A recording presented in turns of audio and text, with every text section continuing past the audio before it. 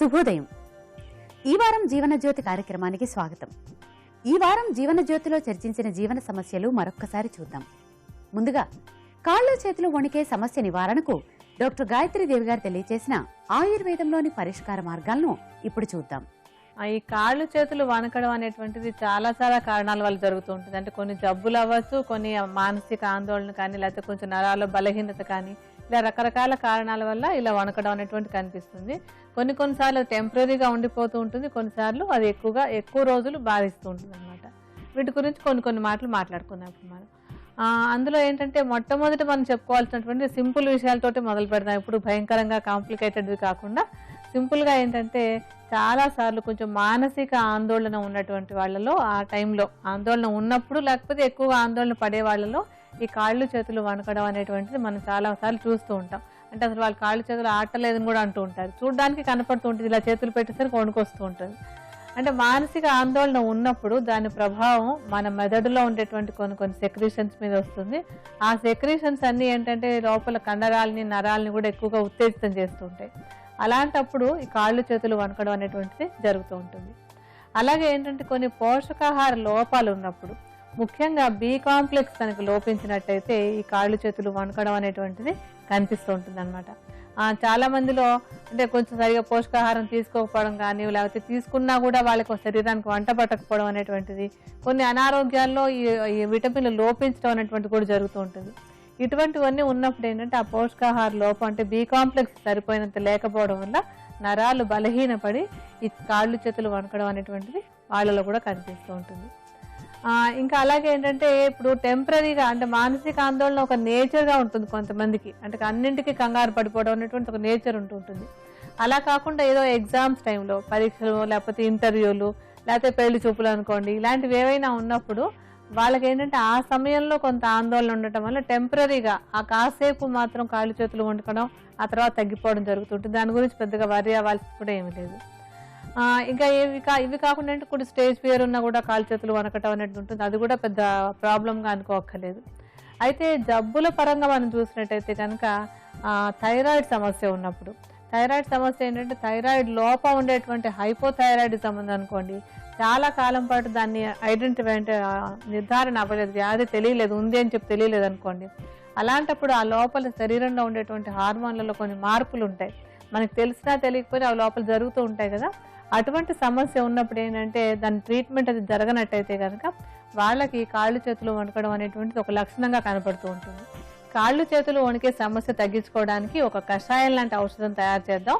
ఈ కషాయం తయారు చేసుకోవడానికి ముందు మనం ఒక చూర్ణాన్ని చేసుకోవాలి. ఈ చూర్ణాన్ని తయారు చేసుకోవడానికి మనం మొట్టమొదటి తీసుకోవాల్సినటువంటి మూలిక ఏంటంటే బల వేర్ల చూర్ణం 50 గ్రాములు, దూలగొండి చూర్ణం 50 గ్రాముల చొప్పున తీసుకుని ఈ చూర్ణాలను బాగా కలుపుకొని భద్రపరచుకోవాలి. ఉపయోగించుకోవడానికి చెంచాడు చూర్ణాన్ని కప్పు నీటిలో వేసి సగం మిగిలేంత వరకు మరిగించి వడపోసుకుని ఈ ఔషధాన్ని 30 మిల్లీలీటర్ల చొప్పున ఉదయం సాయంత్రం తీసుకోవాలి. కాళ్ళు చేతులు వణికే సమస్య నివారణకు యోగ బ్రహ్మ శ్రీ దండు సత్యనారాయణ రాజు గారు చేసి చూపించిన యోగాలోని పరిష్కార మార్గాలను ఇప్పుడు చూద్దాం. శీర్ష ఊర్ధ్వ పద్మాసనం, ద్విపాద హస్త హలాసనం సాధన చేయడం ద్వారా కాళ్ళు చేతులు వణికే సమస్యను నివారించుకోవచ్చు. శీర్ష ఊర్ధ్వ పద్మాసనం.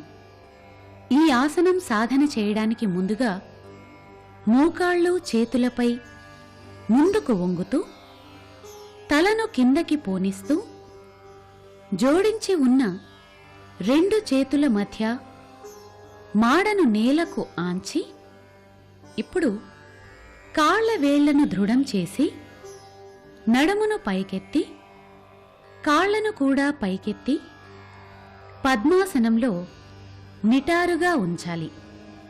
శ్వాస సాధారణంగానే తీసుకోవాలి.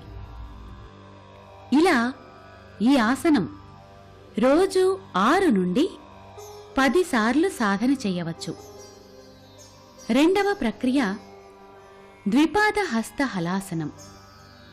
ఈ ఆసనం సాధన చేయడానికి ముందుగా వెల్లకిల్లా పడుకోవాలి.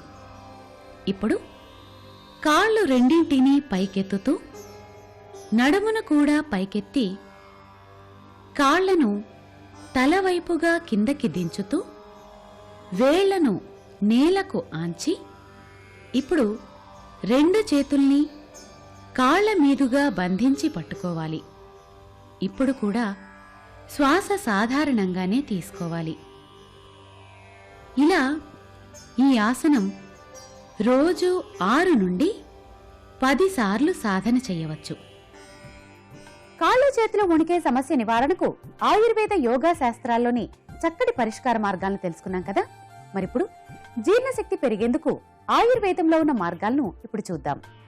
మామూలుగా ఏంటంటే మనం ఏవైనా రకరకాల ఆహార పదార్థాలు మనకి ఇష్టమైనవి రకరకాల రూపాల్లో తీసుకుంటుంటాం. ద్రవ రూపంలో కానివ్వండి, ఘన రూపంలో కానీ తీసుకుంటూ ఉంటాం. ఈ తిన్నటువంటి ఆహారం అంతా అంటే మన కడుపులోకి వెళ్ళిన తర్వాత అక్కడ జీర్ణ రసాలతో కలిసి రూపాంతరం చెందుతుంది. అంటే కొన్ని మార్పులు జరుగుతాయి అన్నమాట. అంటే మనం తీసుకున్న ఆహారం అలాగే ఉంటే మనకి లోపలికి వెళ్ళి అది రక్తంలాగా కానీ మాంసంలాగా కానీ శరీరంలో ఉండేటువంటి అవయవాలు రకరకాల కణాలు ఉంటాయి కదా, ఆ కణాలుగా మార్పు చెందాలి. వాటికి కావాల్సినటువంటి పోషక విలువలు అందించాలి. అంటే ఈ తీసుకున్నటువంటి ఆహారం అదే రూపంలో ఉంటే అలాంటివన్నీ జరగవు. అందుకని తీసుకున్నటువంటి ఆహారం కడుపులోకి వెళ్ళాక అక్కడ కొన్ని జీర్ణ రసాలు ఊరుతాయి, అలాగే కొన్ని ఆమ్లాలు కూడా ఊరుతూ ఉంటాయి. వీటన్నింటికి కలిపి ఒక కెమికల్ రియాక్షన్ జరిగి అక్కడ అవన్నీ ఏంటంటే వేరే రూపంలోకి వెళ్ళి తర్వాత చిన్న పేగుల ద్వారా ఆ చిన్న పేగుల నుంచి రక్తనాళాల్లోకి వెళ్ళి అక్కడి నుంచి శరీరం మొత్తానికి శక్తిని అందిస్తూ ఉంటాయి. అంటే ఎక్కడ రక్త కణాలు కావాలో అక్కడ రక్త కణాలు తయారవుతాయి, అలాగే కొవ్వు కణాలు ఉండాల్సిన చోట కొవ్వు తయారవుతూ ఉంటుంది, హార్మోన్లు కావాల్సిన చోట ఆ హార్మోన్లు తయారవుతుంటాయి. ఇవన్నీ కూడా మనం తిన్నటువంటి ఆహారంలోంచి రూపాంతరం చెంది తయారవుతూ ఉంటాయి. ఇవన్నీ సక్రమంగా జరగాలంటే ఏంటంటే మనం తిన్నటువంటి ఆహారం బాగా జీర్ణం కావాలి. అలాగే జీర్ణం కాకుండా ఉండిపోయినట్టయితే కనుక, సక్రమంగా జీర్ణం కాలేదంటే కనుక, అంటే ఒక ముక్కలో చెప్పాలంటే మనం బాగా ఆహారం అరిగితేనే మన శరీరం సరిగా పనిచేస్తుంది. ఇప్పుడు మొత్తం అన్ని ఏమేం పనులు చేస్తాయో మనం వివరంగా వర్ణించుకోవట్లేదు. అయితే ఒకవేళ జీర్ణం సరిగా జరగలేదు అనుకోండి, అంటే ఇమీడియట్ గా కనిపించేది మనకి అజీర్ణంగా ఉంటుంది, విరేచనాలు అవుతాయి. అది చాలా సింపుల్ సమస్యగా చెప్పుకోవాలన్నమాట. అది అంతకంటే కూడా అంటే ఇది చాలా సింపుల్ గా ఉంది ఎందుకంటున్నానంటే ఇంతకంటే కూడా ఎక్కువ సమస్యలు వచ్చేందుకు అవకాశం ఉంటుంది. ఆహారం సక్రమంగా అరగనట్టయితే కనుక శరీరంలో ఆమం అనేటువంటి ఒక పదార్థం తయారవుతుంది అనమాట. ఆమం అంటే ఏంటంటే అరగకుండా శరీరానికి హాని చేసేటువంటి ఒక విష పదార్థం లాంటిది. అది ఆ విష పదార్థం లాంటిది తయారయ్యి శరీరంలో అది ఎక్కడైనా పేరుకుంటూ ఉండొచ్చు. కొంతమంది కీళ్లలో పేరుకోవచ్చు, కొంతమందికి రక్తనాళాల్లో పేరుకోవచ్చు, కొంతమందికి ఊపిరితిత్తుల్లో పేరుకోవచ్చు. ఎక్కడైనా పేరుకుని అదేం చేస్తుందంటే కొంచెం అలా కొంతకాలం పేరుకుని ఏదో ఒక రకమైనటువంటి అనారోగ్యంగా బయటపడుతూ ఉంటుంది. అంటే రకరకాల అనారోగ్యాలు రావడానికి ఈ అజీర్ణం అనేటువంటిది దీర్ఘకాలంలో ఒక కారణం అవుతూ ఉంటుంది. అంటే ఇప్పుడు కొంతమందిలో కీళ్ళ నొప్పులు అవి, లేకపోతే కొంతమందికి ఆయాసం దగ్గు లాంటి రావచ్చు, లేకపోతే కొంతమందిలో అది కొలెస్ట్రాల్ రూపంలో తయారైపోయి ఎక్కువగా కొలెస్ట్రాల్ చేరి రక్తనాళాల్లో పేరుకోవడం కానీ, లేకపోతే ఇంకా ఏంటంటే కొంతమందిలో అది ఎక్కువగా కొవ్వుగా మారి ఉండిపోయి ఆ కొవ్వు శరీరం అంతా చేరుకుని అది కొంచెం అధిక బరువు అవడం కానీ, ఇలా అది ఎటువంటి రూపంలోనైనా బయటపడేందుకు అవకాశం ఉంటుంది అనమాట. అంటే జీర్ణం సరిగా జరగకపోతే రకరకాల అనారోగ్యాలు రావడానికి కారణమయ్యేందుకు అవకాశం ఉంటుంది. ఈ ఔషధం తయారీలో మనం మొట్టమొదటి తీసుకునేటువంటిది ఏంటంటే సొంటి చూర్ణం 50 గ్రాములు, పిప్పళ్ళ చూర్ణం 40 గ్రాములు, సోంపు చూర్ణం 30 గ్రాములు, వాము చూర్ణం 20 గ్రాములు, సైంధవ లవణం చూర్ణం 10 గ్రాములు చొప్పున తీసుకుని ఈ చూర్ణాలన్నిటినీ బాగా కలుపుకొని భద్రపరచుకోవాలి. ఉపయోగించుకోవడానికి చెంచాడు చూర్ణాన్ని ఆహారం తినేటప్పుడు మొదటి ముద్దతో కలిపి తీసుకోవాలి. జీర్ణశక్తి పెరిగేందుకు యోగాలోని మార్గాలను ఇప్పుడు చూద్దాం. ద్విహస్త సమ విపరీత ఉత్తానాసనం, నౌకాసనం సాధన చేయడం ద్వారా జీర్ణశక్తిని పెంచుకోవచ్చు. ద్విహస్త సమ విపరీత ఉత్తానాసనం. ఈ ఆసనం సాధన చేయడానికి ముందుగా వెల్లకిల్లా పడుకుంటూ కాళ్లను కొద్దిగా వెడల్పు చేసి ఉంచాలి. తరువాత 2 చేతుల్ని ఇరుపక్కలా చాచి కొద్దిగా పైకెత్తుతూ తల, కాళ్ళు కూడా కొంచెం పైకి ఎత్తి ఉంచాలి. శ్వాస సాధారణంగానే తీసుకోవాలి. ఇలా ఈ ఆసనం రోజు 8 నుండి 10 సార్లు సాధన చేయవచ్చు. రెండవ ప్రక్రియ నౌకాసనం. ఈ ఆసనం సాధన చేయడానికి ముందుగా వెల్లకిల్లా పడుకోవాలి.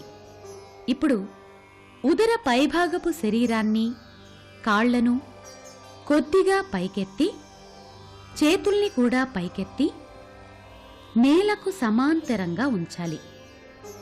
ఇప్పుడు కూడా శ్వాస సాధారణంగానే తీసుకోవాలి. ఇలా ఈ ఆసనం రోజు 8 నుండి 10 సార్లు సాధన చేయవచ్చు. జీర్ణశక్తి పెరిగేందుకు ఆయుర్వేద యోగా శాస్త్రాల్లోని చక్కటి మార్గాలను తెలుసుకున్నాం కదా. చర్మంపై పొక్కుల సమస్య నివారణకు ఆయుర్వేదంలో ఉన్న పరిష్కార మార్గాలను ఇప్పుడు చూద్దాం. చర్మం మీద పొక్కులు అనేవి ఏంటంటే రకరకాల ఎలర్జీల వల్ల వచ్చేందుకు అవకాశం చాలా ఎక్కువ. ముఖ్యమైనటువంటి కారణం ఎలర్జీలు అన్నమాట. అంటే ఎలర్జీలు అంటే ఇప్పుడు చర్మం మీద కొంచెం ఏదైనా సింథటిక్ వస్తువులు అంటే బట్టలు కానీ లేకపోతే కొన్ని ప్లాస్టిక్ వస్తువులు కానీ శరీరం మీద ఉన్నాయనుకోండి, అంటే కట్టుకున్న బట్టలు నైలాన్ కొంచెం అలాంటి సింథటిక్ వస్తువులు ఉంటాయి కదా, అలాంటి బట్టలు కట్టుకున్నప్పుడు అవి కొంతమందికి ఎలర్జీగా ఉంటుంది. ఆ ఎలర్జీ ఉన్నప్పుడు వాళ్ళకి చర్మం మీద పొక్కులు వచ్చేందుకు అవకాశం ఉంటుంది. అలాగే కొన్ని ఆర్టిఫిషియల్ ఆభరణాలు అంటూ ఉంటాం, అంటే ఇతర నికెల్ అవి కలిపినటువంటి మెటల్స్తో తయారవుతూ ఉంటాయి.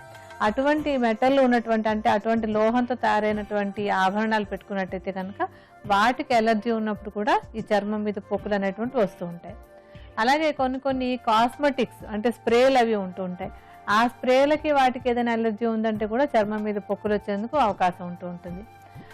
ఇలాగ పైన వాడుకునేటువంటి కాస్మెటిక్స్ కానీ బట్టలు కానీ లేకపోతే ఏదైనా ఇతర వస్తువులు కానీ వాటి వల్ల ఎలర్జీ వచ్చేందుకు అవకాశం ఉంటుంది. అలాగనే కడుపులోకి తీసుకున్నటువంటి కొన్ని ఆహార పదార్థాలకు ఎలర్జీ ఉన్నప్పుడు కూడా చర్మం మీద పొక్కులు వచ్చేందుకు అవకాశం ఉంటుంది. అంటే తీసుకునేటువంటి ఆహారంలో వాడేటువంటి నూనెలు కొంతమందికి పడవు, అలాంటివి ఎలర్జీ వచ్చినప్పుడు కూడా చర్మం మీద పొక్కులు వస్తూ ఉంటాయి. అలాగే కొంతమందికి పాల పదార్థాలు ఎలర్జీ ఉంటుంది. అలాంటి వాళ్ళకి ఏంటంటే అటువంటి ఆహార పదార్థం తీసుకున్నప్పుడు చర్మం మీద పొక్కులు లాంటివి ఏర్పడుతూ ఉంటాయి.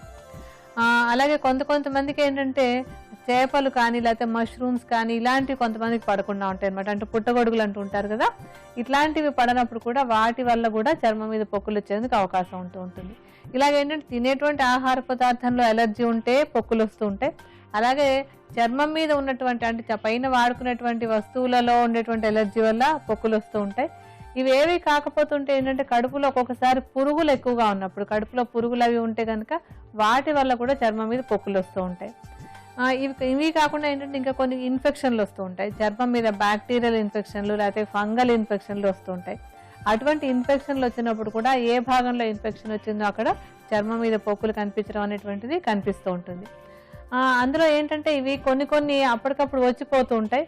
కొన్ని రకాలు ఏంటంటే ఏళ్ల తరబడి అలా ఉండిపోతూ ఉంటాయి అనమాట. అలా ఏళ్ల తరబడి ఉండిపోయేటువంటి ఒక దాన్నేమో ఎగ్జిమా అంటారు. కొన్ని సామాన్యంగా వచ్చేవేమో పోతూ ఉంటాయి అవకాశ ఎలర్జీ తగ్గగానే. అయితే ఈ ఎగ్జిమా లాంటి పొక్కులు వచ్చినట్టయితే కనుక అవి ఏళ్ల తరబడి అలాగ శరీరం మీద ఉండి బాధిస్తూ ఉంటాయి. అంటే ఈ పొక్కులు కూడా ఏంటంటే చిన్నపిల్లలకి పెద్దవాళ్ళకి అందరికీ వచ్చేందుకు అవకాశం ఉంటుంది. చిన్నపిల్లలకి ఏంటంటే కొంచెం డయపర్ ర్యాష్ అంటూ ఉంటాం, అంటే డయపర్ వేస్తూ ఉంటారు కదా, ఎక్కువగా నిరంతరం వేస్తూ ఉంటారు కొంతమంది. అది అసలు నిజానికి అంత మంచి అలవాటు కూడా కాదు. అలాంటి డయపర్స్కి వాటికి ర్యాష్ వచ్చినప్పుడు డయపర్ వేసిన భాగంలో పొక్కులు అవి వస్తూ ఉంటాయి. అలాగే చిన్నపిల్లలకి ఇతర ఎలర్జీల వల్ల ఏంటంటే బుగ్గల మీద కూడా చిన్న పొక్కులు వస్తూ ఉంటాయి. ఇవి ఒక రకమైన అంటే డెర్మటైటిస్ అని కూడా చెప్తూ ఉంటాం. కొన్నిసార్లు ఎటువంటి కారణం బయట కనిపించకుండా కూడా పొక్కులు వస్తూ ఉంటాయి పిల్లల్లో. అలాగే ఏంటంటే ఈ సింథటిక్ బట్టలు లోపల అండర్ గార్మెంట్స్ అవి వేసుకుంటూ ఉంటారు, వాటి వల్ల కూడా పొక్కులు వచ్చేందుకు అవకాశం ఉంటుంది. ఈ చర్మం మీద పొక్కుల సమస్యకి పైపూతగా వాడుకునేందుకు మనం ఒక ఔషధాన్ని తయారు చేసుకుందాం. ఈ ఔషధం తయారీలో మనం మొట్టమొదటి తీసుకునేటువంటిది ఏంటంటే ఆవాల చూర్ణం 20 గ్రాములు, విడంగాల చూర్ణం 20 గ్రాములు, పిప్పళ్ళ చూర్ణం 20 గ్రాములు, చెంగల్వ కోస్ట్ చూర్ణం 20 గ్రాములు, నువ్వుల చూర్ణం 20 గ్రాముల చొప్పున తీసుకుని ఈ చూర్ణాలన్నిటినీ బాగా కలుపుకొని భద్రపరచుకోవాలి. ఉపయోగించుకోవడానికి తగినంత చూర్ణానికి సరిపడినంత పెరుగు మీద తేటను కలిపి పేస్టులాగా చేసుకుని పొక్కులపై 2 పూటలు పూతలాగా వేసుకోవాలి. చర్మంపై పొక్కుల సమస్య నివారణకు యోగాలో ఉన్న పరిష్కార మార్గాలను ఇప్పుడు చూద్దాం. ద్విహస్త విస్తృత హలాసనం, తోలాసనం సాధన చేయడం ద్వారా చర్మంపై పొక్కుల సమస్యను నివారించుకోవచ్చు. ద్విహస్త విస్తృత హలాసనం.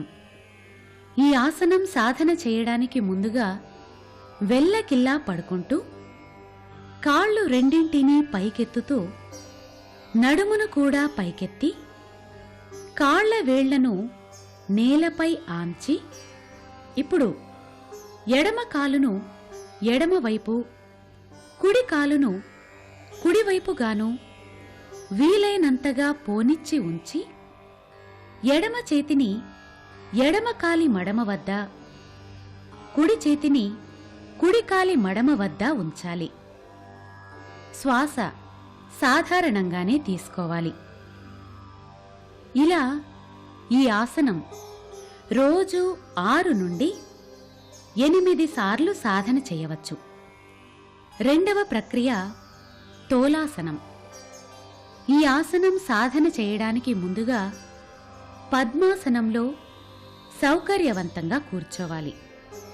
ఇప్పుడు చేతులు రెండింటినీ ఇరుపక్కల నేలపై దృఢంగా ఆంచి శరీరాన్ని కొద్దిగా పైకి ఎత్తి ఉంచాలి.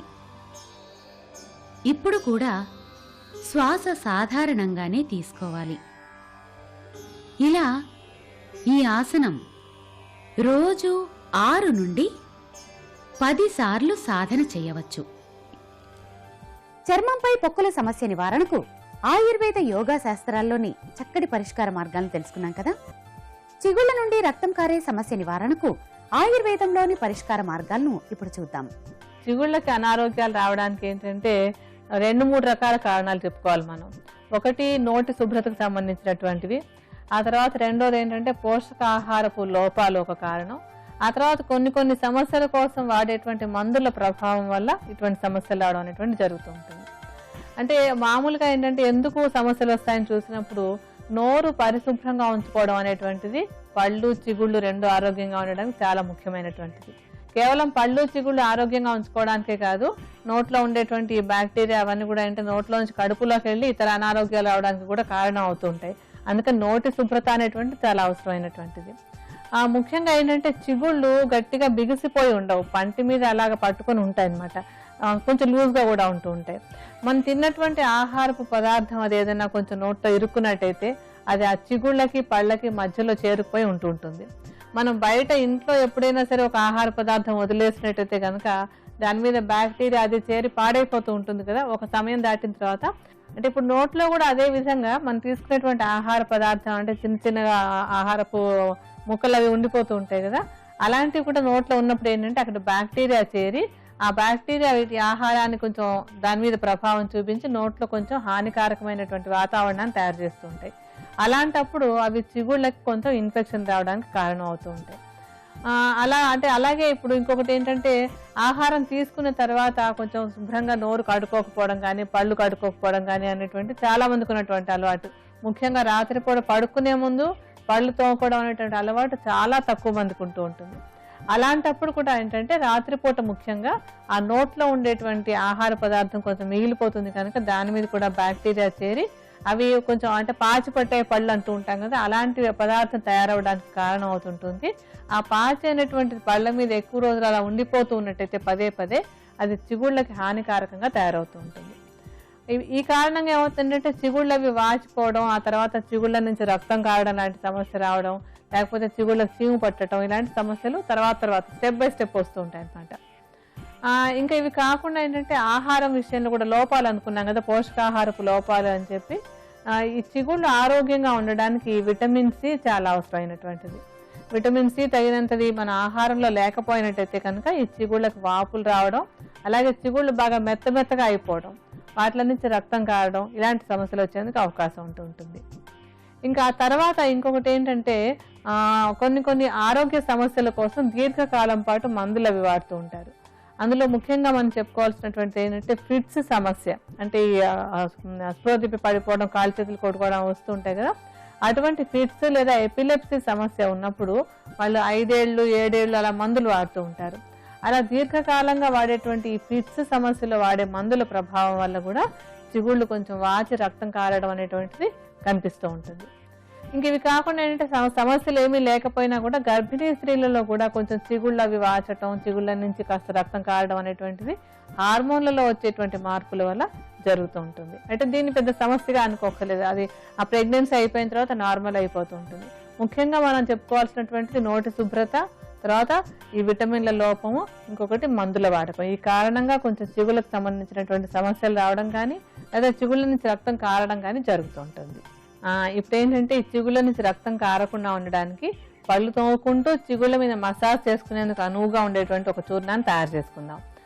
ఈ చూర్ణం తయారీలో మనం మొట్టమొదటి తీసుకునేటువంటిది ఏంటంటే తుమ్మబెరడు చూర్ణం 80 గ్రాములు, కాజు చూర్ణం 40 గ్రాములు, పటిక చూర్ణం 20 గ్రాములు, లవంగాల చూర్ణం 10 గ్రాములు, కర్పూరం చూర్ణం 5 గ్రాముల చొప్పున తీసుకుని బాగా కలుపుకొని భద్రపరుచుకోవాలి. ఉపయోగించుకోవడానికి తగినంత మిశ్రమాన్ని చిగుళ్లకు మసాజ్ చేసుకుని 2-3 నిమిషాల తర్వాత గోరువెచ్చని నీటితో ఉదయం సాయంత్రం పుక్కిలించాలి. చిగుళ్ల నుండి రక్తం కారే సమస్య నివారణకు యోగాలోని పరిష్కార మార్గాలను ఇప్పుడు చూద్దాం. శీతకారి ప్రాణాయామం, ఏకపాద బకాసనం సాధన చేయడం ద్వారా చిగుళ్ల నుండి రక్తం కారే సమస్యను నివారించుకోవచ్చు. శీతకారి ప్రాణాయామం. ఈ ప్రాణాయామం సాధన చేయడానికి ముందుగా పద్మాసనం లేదా సుఖాసనంలో సౌకర్యవంతంగా కూర్చోవాలి. తర్వాత పై దంతాలను కింది దంతాలను జోడించి దంతాల సందుల ద్వారా గాలి పీల్చుకొని పెదాలు మూసి ముక్కు ద్వారా శ్వాస బయటకు వదలాలి. ఇలా ఈ ప్రాణాయామం రోజు 5 నుండి 10 నిమిషాల పాటు సాధన చేయవచ్చు. రెండవ ప్రక్రియ ఏకపాద బకాసనం. ఈ ఆసనం సాధన చేయడానికి ముందుగా మోకాళ్ళు చేతులపై ముందుకు వంగుతూ తలను కిందకి దించుతూ మాడును నేలకు ఆంచి ఇప్పుడు కాళ్ల వేళ్లను దృఢం చేసి నడుమును పైకెత్తి కుడి మోకాలును కుడి చేతిపై ఉంచి ఎడమ కాలును పైకెత్తి నిటారుగా ఉంచే యత్నం చెయ్యాలి. ఇప్పుడు కూడా శ్వాస సాధారణంగానే తీసుకోవాలి. ఇలా ఈ ఆసనం రోజు 2 పక్కల 5 నుండి 8 సార్లు సాధన చేయవచ్చు. చిగుళ్ల నుండి రక్తం కారే సమస్య నివారణకు ఆయుర్వేద యోగా శాస్త్రాల్లోని చక్కటి పరిష్కార మార్గాలను తెలుసుకున్నాం కదా. ఇది ఇవాల్టి మా ఈ వారం జీవనజ్యోతి కార్యక్రమం. తిరిగి రేపటి జీవనజ్యోతి కార్యక్రమంలో మళ్ళీ కలుసుకుందాం. అంతవరకు సెలవు. నమస్కారం.